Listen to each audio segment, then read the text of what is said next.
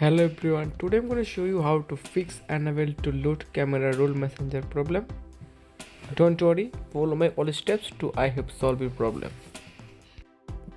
Now first open your phone setting, scroll down, now tap on apps and search messenger. Now tap on messenger,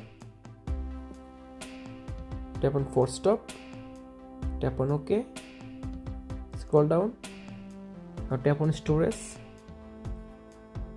now tap on clear cache or clear data, now tap on delete,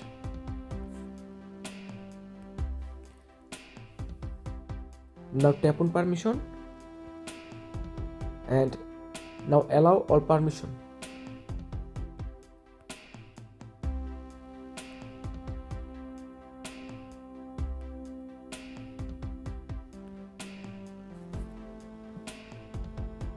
Now tap on Play Store. Check if your messenger app is updated. Now search messenger. Tap on messenger. Finally, your messenger app is updated. Now tap on open. Now tap on any chat and tap on photos or videos. Finally, I hope solve your problem. Subscribe if you like the video. Thank you so much.